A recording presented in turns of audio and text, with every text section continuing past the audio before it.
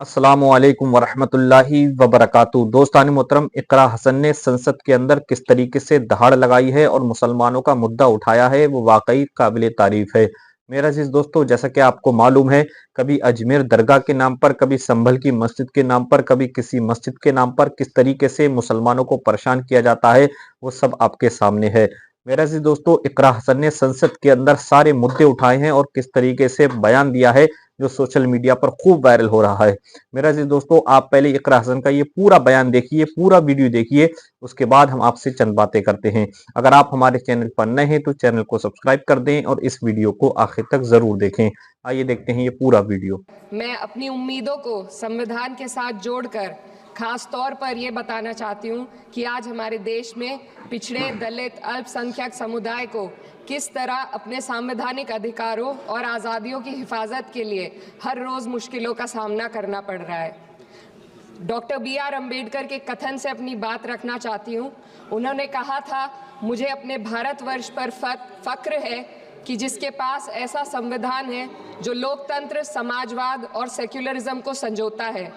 लेकिन आज ऐसा लगता है जैसे संविधान की किताब तो है, पर इसे चलाने वालों का ईमान गुम हो गया है। आज हिंदुस्तान में हर वर्ग को किसी न किसी चुनौती का सामना करना पड़ रहा है, मगर अल्पसंख्यक, खासतौर पर मुसलमानों पर जो कहर टूटा है वो किसी से छुपा नहीं है। ये लोग सिर्फ अपने मजहबी पहचान की वजह से निशाने पर हैं। संविधान का अनुच्छेद 15 कहता है कि किसी भी नागरिक के साथ धर्म, जाति या किसी और वजह से भेदभाव नहीं होना चाहिए, लेकिन हकीकत इसके उलट है। हालात इस कदर बिगड़ चुके हैं कि hate speech, mob lynching, bulldozer द्वारा घरों को गिराने की घटनाएं आम हो गई हैं। खास तौर पर उत्तर प्रदेश में, जहां ऐसा लगता है जैसे कानून के नाम पर जंगल राज चल रहा हो। संभल में जो हुआ वो सबके सामने है। पुलिस के संरक्षण में निर्दोष लोगों की हत्या की गई और सरकार ने चुप्पी साध ली। अल्पसंख्यकों पर हिंसा बढ़ती जा रही है, मगर सत्ता में बैठे लोग या तो आंखें मूंदे हुए हैं या फिर इन घटनाओं को बढ़ावा दे रहे हैं। हद तो तब हो जाती है जब न्यायपालिका की बात भी अनसुनी कर दी जाती है। सुप्रीम कोर्ट ने मॉब लिंचिंग पर 11 सूत्रीय निर्देश जारी किए थे। इसमें साफ कहा गया था कि राज्य सरकारें और पुलिस इस तरह की घटनाओं को रोकने और दोषियों पर सख्त कार्रवाई करने के लिए जिम्मेदार है, लेकिन आज भी इन निर्देशों पर अमल नहीं हो रहा है। हाल ये है कि मॉब लिंचिंग को रोकने की बजाय सत्ता में बैठे लोग आग में घी डालने का काम कर रहे हैं। उनकी जुबान से ऐसी बातें निकलती हैं जो नफरत को और बढ़ावा देती है। ये अशांति अब इतनी गहराई तक फैल चुकी है कि हमारे समाज के धर्मनिरपेक्ष चरित्र पर गंभीर सवाल उठ रहे हैं। साल की शुरुआत में ही कई राज्यों में दुकानदारों को अपने नाम बोर्ड पर लगाने के लिए मजबूर किया गया। इसे सेहत और सुरक्षा के कानूनों का हिस्सा बताया गया, मगर असल मंशा कुछ और थी। ये कदम खास तौर पर मुसलमान दुकानदारों को निशाना बनाकर उठाया गया ताकि उनकी रोजी रोटी पर चोट की जाए। पिछले हफ्ते मुरादाबाद में एक मुस्लिम डॉक्टर को हिंदू बहुल्य मोहल्ले में घर खरीदने पर विरोध झेलना पड़ा। वजह बताई गई कि इससे मोहल्ले की सामाजिक शांति बिगड़ जाएगी। अब आप ही बताइए, क्या ये वजह सही है, जायज है?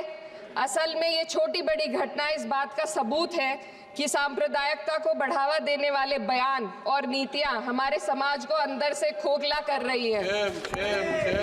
उत्तर प्रदेश में यति नरसिंहानंद ने बेहद घटिया बयान दिया, लेकिन सरकार इन बयानों पर कोई कार्रवाई नहीं कर रही। हेट स्पीच न केवल जनमानस के विचारों को प्रदूषित करती है, बल्कि इससे अब संवैधानिक पदों पर बैठे लोगों को भी प्रभावित कर दिया है। अभी हाल ही में माननीय उच्च न्यायालय इलाहाबाद के माननीय न्यायाधीश ने ऐसे बयान दिए जिसका संज्ञान खुद सुप्रीम कोर्ट को लेना पड़ा।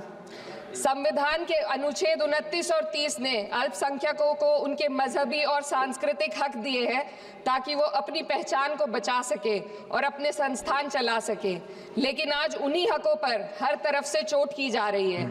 वक्फ जैसे बिल लाकर उनके धार्मिक अधिकारों को छीनने की कोशिश की जा रही है। आज अल्पसंख्यक समुदाय को संविधान द्वारा दिए गए अपने बुनियादी अधिकार पाने के लिए लंबी लड़ाई लड़नी पड़ रही है। ऐसे कई मामले अदालत ने न्याय देकर संविधान की रक्षा की है, लेकिन अदालती प्रक्रिया में जो समय लगता है उसकी वजह से देश के सामाजिक ताने बाने को भारी नुकसान उठाना पड़ता है।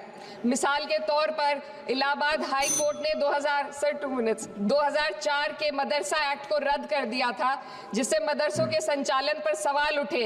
हालांकि सुप्रीम कोर्ट ने बाद में इस फैसले को पलट दिया और एक्ट को वैध करार दिया, लेकिन इस प्रक्रिया में जो समय लगा उसने अल्पसंख्यकों को बेचैनी और संघर्ष के दौर में डाला है। इसी कड़ी में प्लेसेस ऑफ वर्शिप एक्ट 91 भी आता है और कई अन्य अधिकार, उन्हें भी इसी तरह अदालती लड़ाइयों में उलझाया जा रहा है। ये स्थिति न केवल अल्पसंख्यकों के अधिकारों की राह में रुकावट है, बल्कि justice delayed is justice denied जैसी कहावत को सिद्ध करती है। मैं इस सदन से दुनिया भर के अल्पसंख्यकों की आवाज उठाना चाहती हूँ, खास तौर पर हमारे पड़ोसी देश बांग्लादेश में अल्पसंख्यकों के साथ जो हो रहा है वे दिल को गहरे तक चोट पहुंचाने वाला है। उनकी जान माल की हत्या की जा रही है। बांग्लादेश हो या हिंदुस्तान हो या कोई और देश, अल्पसंख्यकों की सुरक्षा, इज्जत और अधिकारों की हिफाजत हर सरकार की सबसे पहली जिम्मेदारी होनी चाहिए। मैं इस सदन से अपने देश के अल्पसंख्यकों के साथ बांग्लादेश के पीड़ित अल्पसंख्यकों की आवाज को एक साथ उठाना चाहती हूँ। ये वक्त की पुकार है कि हम सब मिलकर ये सुनिश्चित करें कि किसी भी इंसान को उसकी पहचान या मजहब के कारण डर कर जीने पर मजबूर ना होना पड़े। जहाँ हक छीने जाते हैं वहाँ अमन खो जाता है। ये बात हर सरकार को समझनी चाहिए। अगर हम सच में अपने संविधान का सम्मान करना चाहते हैं तो हमें नफरत और भेदभाव को खत्म करना होगा।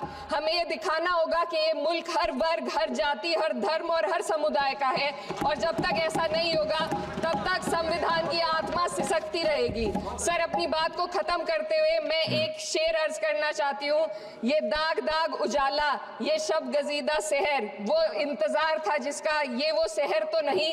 लेकिन अगर इस सदन में बैठे हम सभी सदस्य ये ठान ले कि हमें संविधान के मूल्यों को लागू करना है और उसे लागू करने का प्रयास करें, तो वह सुबह जरूर आएगी जिसके लिए लाखों भारतवासियों ने अपने जानों की दोस्तान मोहतरम, जैसे कि आपने ये वीडियो देख ली, उम्मीद है कि आप ये पूरा वीडियो देखकर समझ गए होंगे। मिलते हैं इंशाल्लाह आने वाले अपडेट के साथ। अस्सलामु अलैकुम वरहमतुल्लाहि वबरकातुहू।